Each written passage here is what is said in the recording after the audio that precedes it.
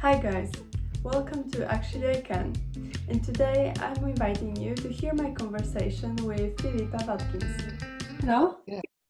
Hi, Aleksandra. Hi Philippa, it's very nice to see you safe and well. You're an experienced textile writer and journalist, also a lecturer in woven textile design and consultant in textile development projects. Well, yes, in fact, there's more than that as well, but I'll come to that. Okay.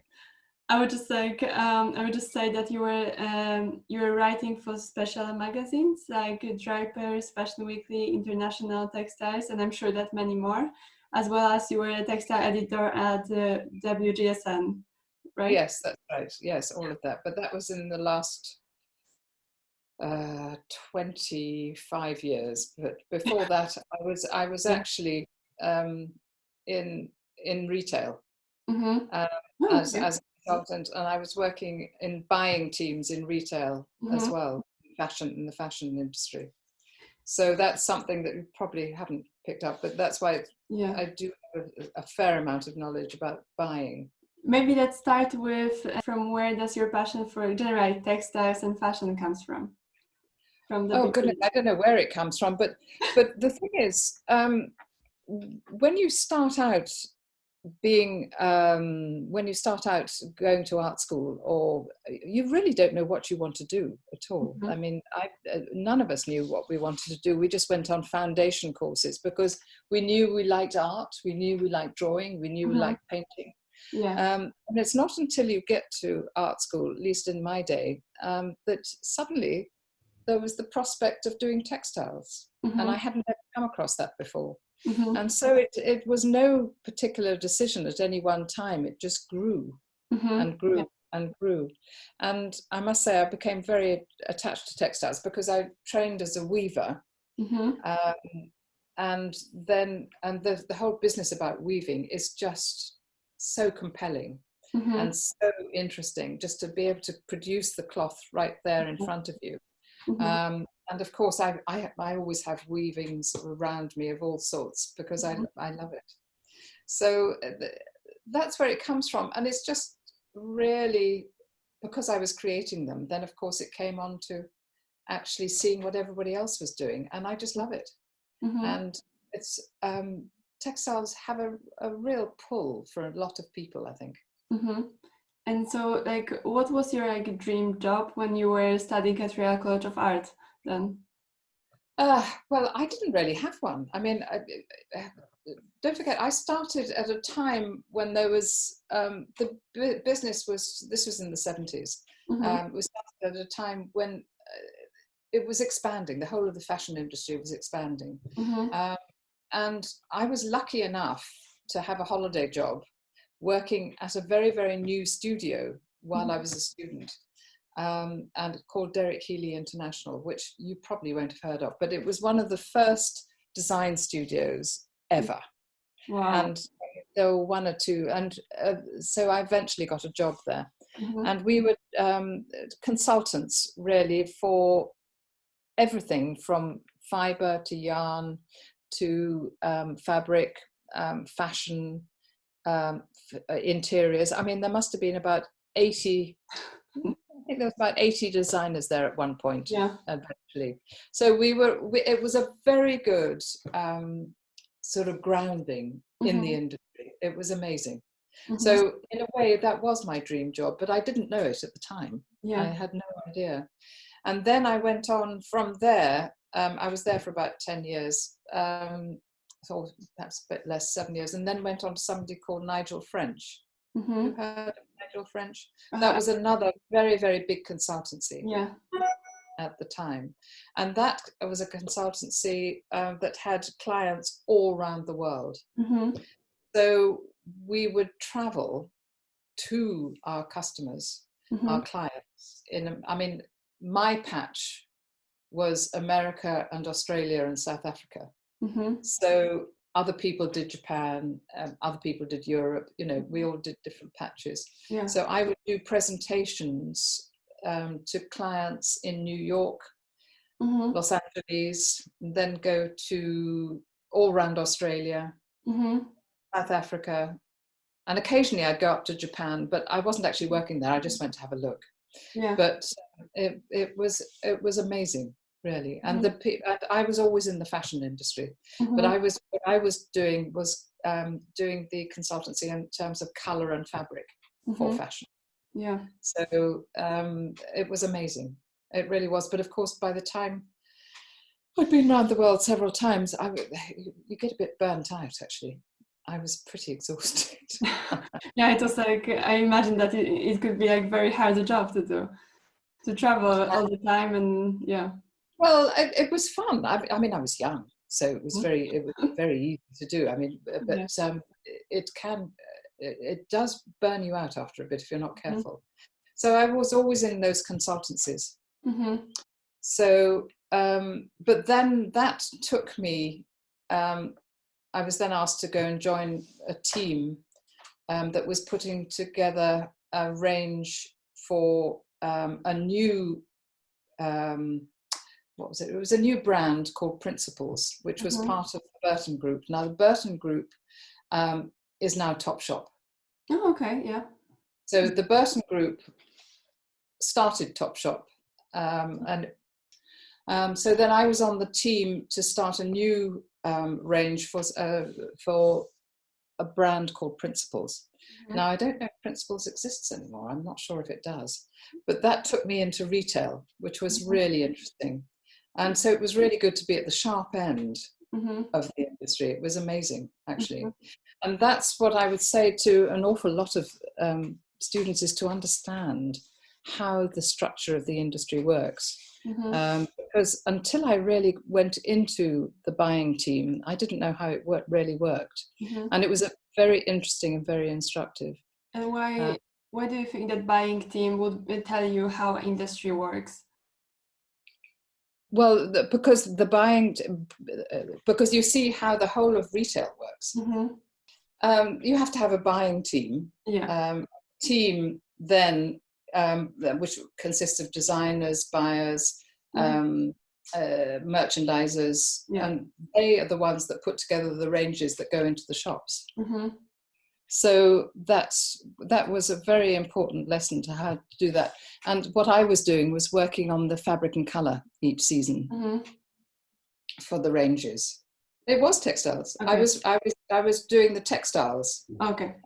selecting the textiles, Okay. or consulting or advising on Mm-hmm. what the trends were in terms of colour, in terms of pattern, in terms of design of woven fabrics, what weight of fabrics. So I would be sourcing those fabrics from the market. Mm-hmm. So that's another very important job, actually, is the sourcing of fabrics. Yeah. Because otherwise, Yeah, you don't design have collection. very Yeah. difficult for designers to Mm-hmm. do it all themselves. Yeah. They need help to do that. Mm-hmm. So so that was interesting. And then after I left there, I went on to Laura Ashley. So I worked at Laura Ashley for several years, putting together their with the team. I mean, there was a big team there, Mm-hmm. and we put together all the fabrics that went into the clothing. Yeah, and then like you started doing that, being an editor in WGSN, or that was... that was much later. Okay. I don't know if you know what happened. You're all too young to remember. Well, you wouldn't remember. You're all too young perhaps to know. But at the end of the 80s, during the 1980s, there was a big boom and then a bust, a retail boom and bust. And at the end of the 80s, everybody went under. I mean, it was a very bad recession. But not only that, I don't know if you remember, well, you would know in Poland, the fall of the Soviet Union happened in 1990. So that affected everything. And China was beginning to come up and opening up into the world economy. Russia, of course, was bust. So it was completely bust.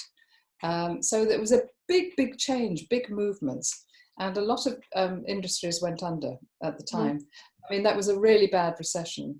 So in fact, I was at Laura Ashley at the time, and really we had to completely close down all the American stores, because there were a huge amount of American stores.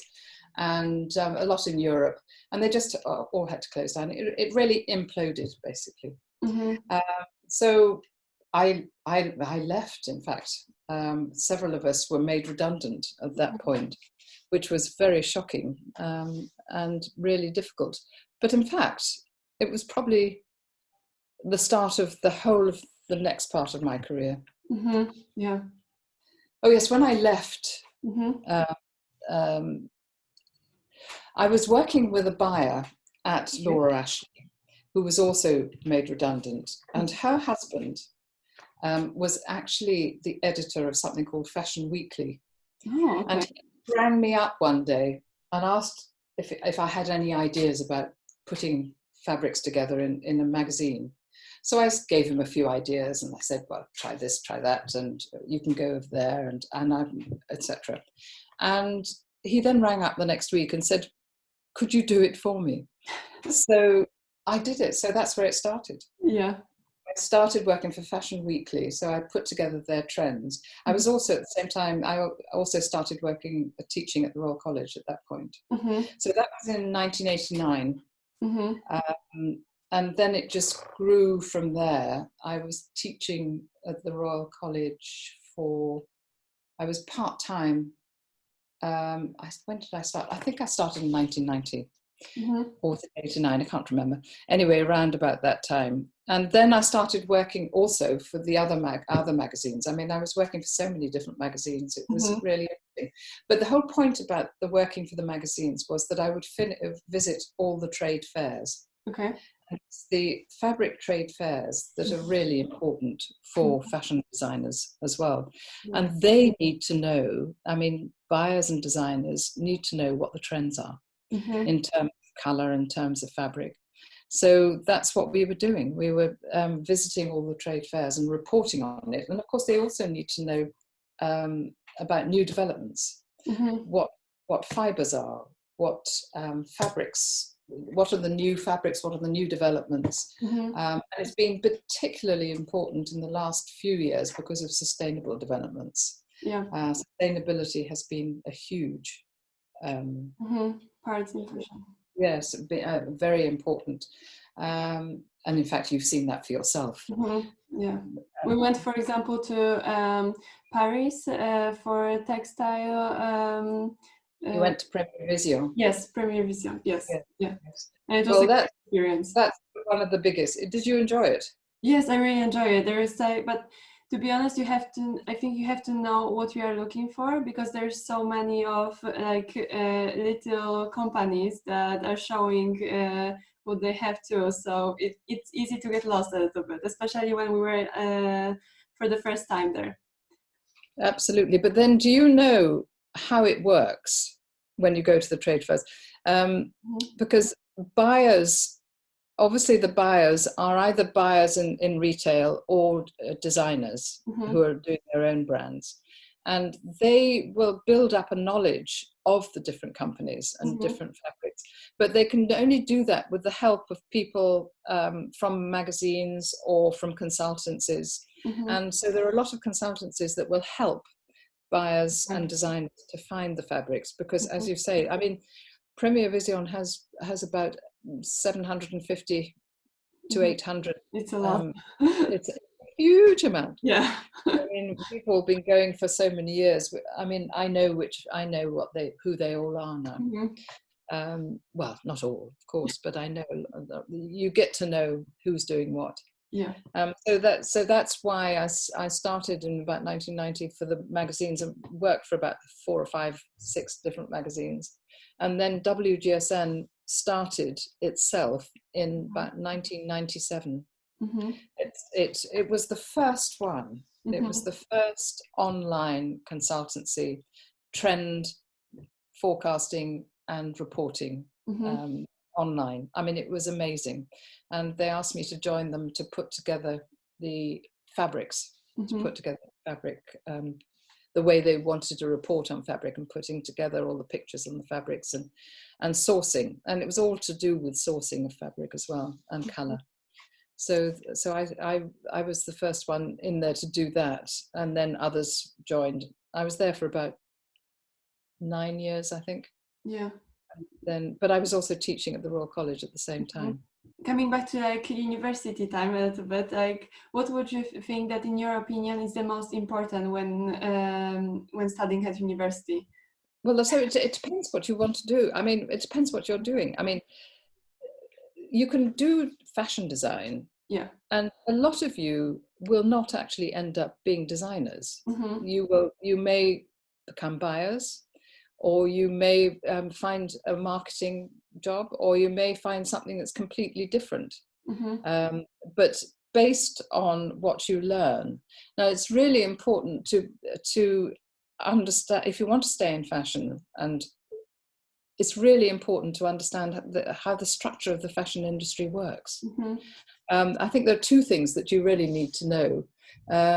First of all, the structure, as I say, about how it works in terms of designers and buyers and merchandising, how retail operates, but then how brands operate. And then actually, I think you really need to understand, even if you don't do it yourself, making production, how production works. Yeah. I think that's really important as well. I don't know how much you get on terms of production at college. Yeah. I don't know, but it is important to at least understand it.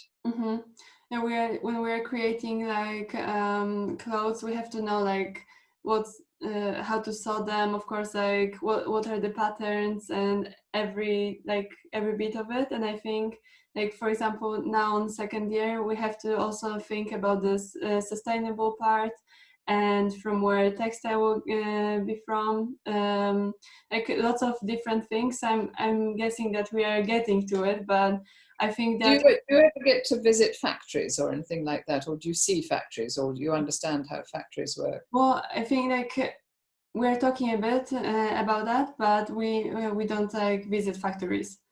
No.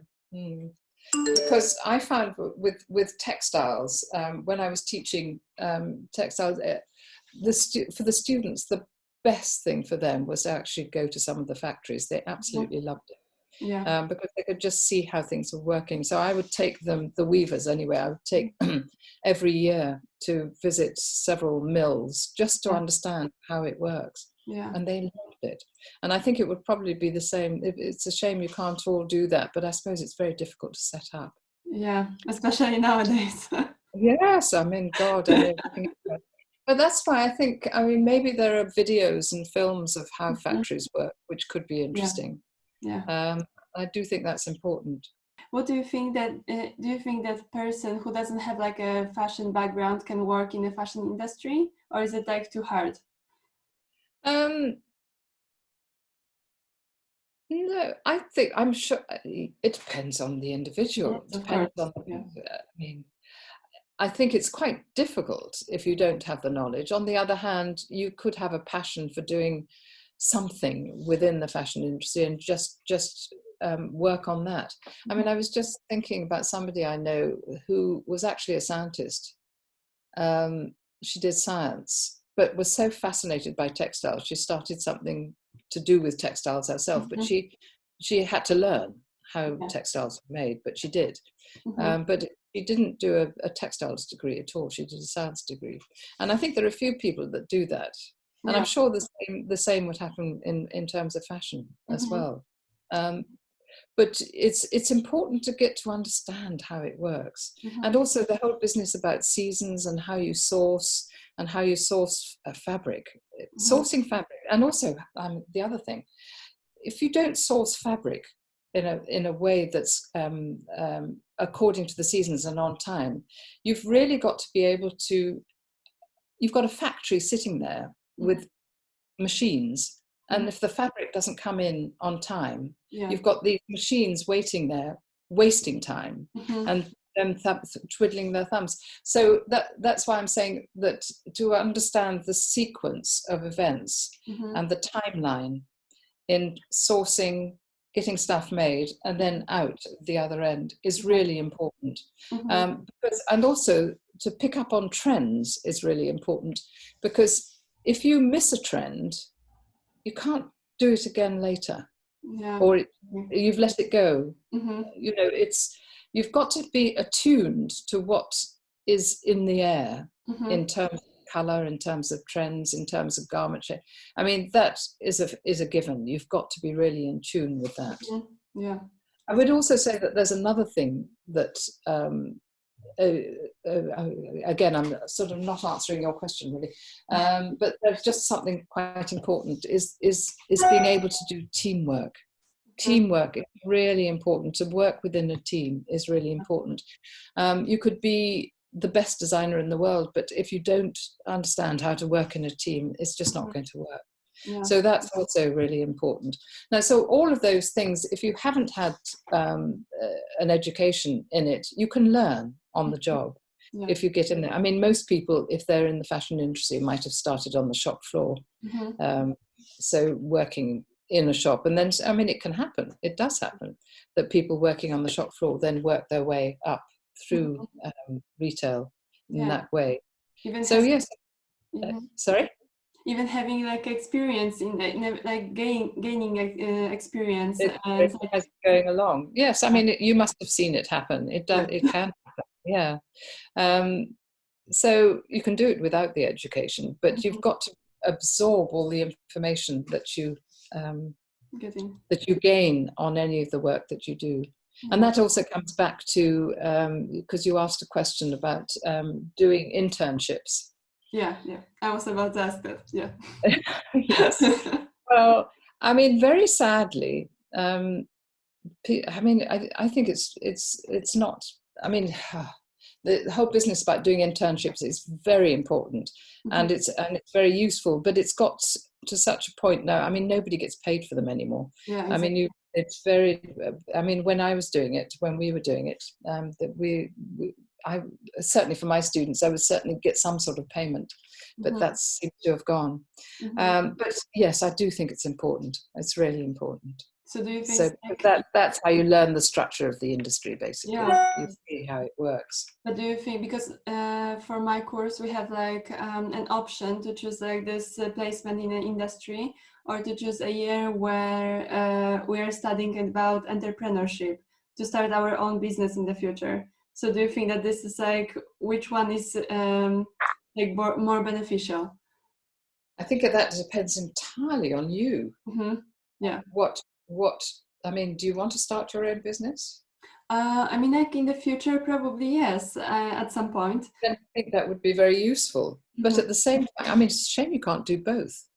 Because starting your own business is really important to see how other businesses work. Exactly. So it's a shame you can't do both, really. But I think it depends entirely on what sort of placement you get, what sort of internship you get. I mean, sometimes internships you don't learn very much. It just depends who it is. So I mean, it's a I know, it's like either this way or this another way. I was like, so it's quite difficult to know, really. Yeah, and especially nowadays, because like when I was almost getting an internship, then I got like a message from them that the recruitment now is stopped because of the coronavirus. So it's like pretty hard to get it now. Well, I really don't know. I mean, none of us know what's going to happen. Yeah, I know. So I mean, life might start again in a few months, but we really don't know. So I think it will be much different. Sorry? I think it will be much different when like colleges so that we can have like online classes and. Yeah. Which year are you in? I've forgotten. Second. You're in the second year. So you've got. Do you have a year out? This placement year, it's kind of like so next year it's this year of placement. I see. Yes. So you do have a year out, and then you go back for your fourth year. Yes, and I'm finishing. Yeah. Okay. Yes, I wasn't sure whether LCF did that or not, because some colleges do and some don't. But LCF certainly does. Yeah. And what actually are you studying yourself? Fashion design and development. Right. Okay.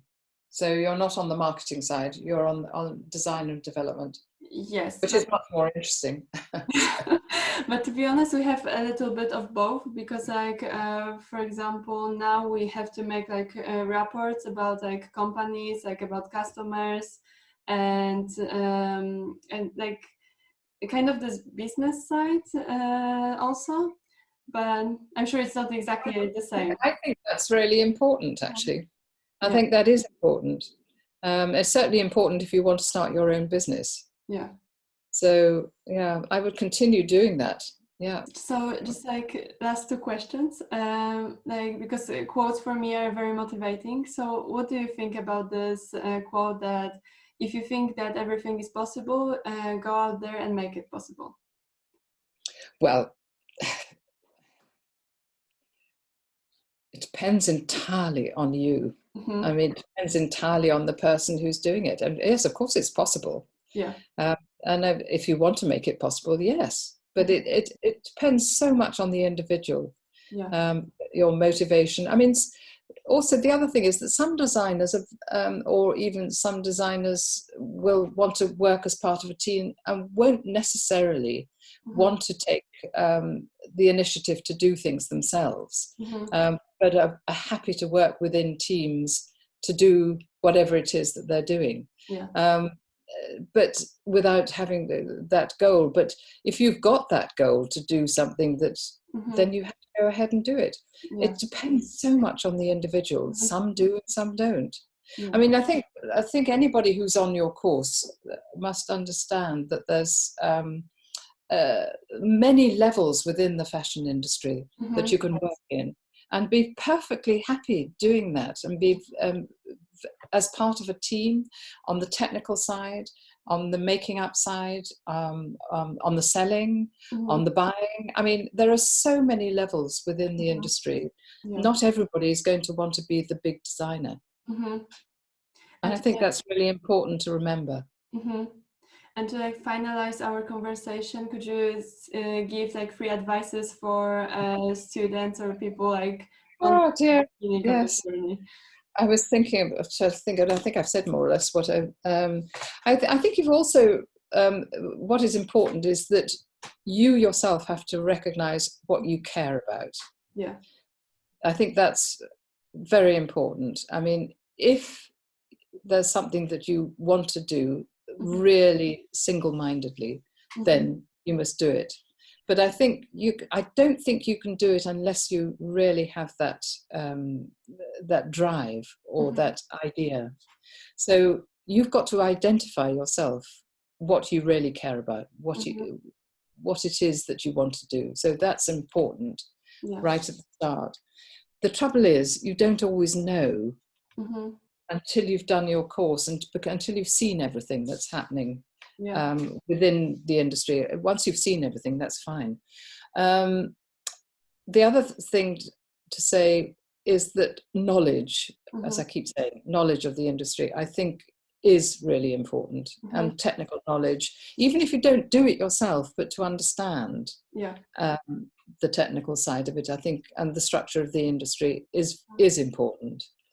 And this is what I was saying earlier, where you could fit into it. Oh yes, and the other thing is that I think is important as well is teamwork. Understanding how to work as a team. I think that is an important one as well. I did make a note of that because very often you will find. I mean, I've employed people myself, and very often I've employed not necessarily the best designer, but somebody who could contribute in a meaningful way within a team. And that is very important. Teamwork is important. Like the teamwork, we have to do some projects together. And oh, I see. Sorry. Yes. I didn't hear what you said. Yeah. So you're conscious of that. Yes. So they're very. Yes. It's good. Well, I think that is very important. So, but that was But I was also going to say that just one other thing that I did for a while, which was very, very different. When I left the retail part in 1990, I then started teaching and writing for the magazines, and then WGSN. But in the same time as I was doing all of that, I was also doing development work in Central Asia. And I worked in Uzbekistan for about 5 years. going backwards and forwards. I didn't live there, but I was going backwards and forwards. And that, I must say, was the most wonderful experience, actually, because what I was doing there was working with weavers who had just come out of being part of the Soviet Union, and they had independence in Uzbekistan at that time, and they knew nothing. They didn't know how to do anything. They didn't know how to buy yarns, buy dyes, they didn't know how to market, they didn't know how to sell, they didn't know anything, because being part of the Soviet Union, as you will understand, they were never able to do anything with their own initiative, whatever. So I was part of many projects, actually, to help them to develop their crafts, because they needed to come back and earn some money. They needed to understand how to work, earn money. And during the Soviet period, all crafts had been completely destroyed. You weren't allowed to be a craftsman. So it wasn't amazing. So we got out all these old designs, and we got them back into thinking about designs going back 2-3 centuries, and reviving their craft skills. And that really, it began to work. So I started there in about 1997 and finished in about 2002. I was very lucky to have had that sort of job to do. And I would recommend doing any of that sort of work, because we had fashion designer that came with us as well, was working in Uzbekistan as well. So in fact, there's been quite a lot in Uzbekistan. But that's only one country. I also did some work in Kazakhstan as well, but that was to do with camel hair. So that was interesting as well. Very interesting. So spreading your knowledge and giving of your skills is an important aspect of being a designer as well. I've just remembered I've got the magazine here. So do you get to see View, this magazine? You don't? No. I really would. I'll tell you why, because there's so much in here. There's a lot of fashion trends in this magazine, and the illustrations are amazing. I mean, the girl who does them, she does. So this is part of fashion as well, is just doing the illustration, doing things like that. No, Leslie, who does all these, I think she's absolutely amazing. And so the magazine, every season they do them, but they also have a lot of stuff. It has all the trends in terms of colour, fabric, and style, and it also has. You can sort of get an idea just by looking, see what's there. Right. But there's also I don't think it's in this one, but they do an analysis of the catwalks. They do a very good analysis of catwalks for both menswear and women's wear. So it's an absolutely amazing magazine, really. Maybe I will see online. Maybe they have like their website or something like that. No, they don't have it online. The magazine is not online. But you might be able to get something. I work for it. This is the magazine that I work for. But it's the only magazine left, actually, because everything else is online. It's the only paper magazine of this quality. There's View 2. This one is Textile View. And then there's View 2, and there may be one or two others, but not many. They've gone. What I do in here is I do this. You see? I don't know if you can see. But I talk about new developments, fabric developments. So reporting on, so if indigo is very important, why is it important, and what is happening in terms of sustainability in terms of indigo and denim. That's just one thing. What is happening in terms of sustainability in terms of fibers. But this is the other magazine that I also work for, but this one is a very serious one. I wrote 2 big industry reports for this magazine, one on the silk industry and the other on the luxury fibers industry. But this is serious business reporting as well. So as you can see, there are not many pictures, a few pictures. It's different. But I do reports on the trade fairs for this one. So what's the trends that are coming out from the trade fairs, from the textile trade fairs? Well, I'm very glad you've found people to do it with. I think it's a brilliant idea, I must say, Aleksandra. Thank you. To do it. So I hope you make a very good collection of different people. I mean, I'm sure it would be really interesting. Yeah. So Okay. thank you for inviting me anyway. Thank It was you for finding very time. nice to talk to you. And yes, do be in touch if there's anything else you want to know. I'd Yes. be happy to do it. Okay. Thank you so much, then. Enjoy your day. All right, Aleksandra. Keep in touch. Yeah. Okay. Bye. Bye. Thank you for watching this vlog. I hope that you enjoyed it, and see you next time. Bye.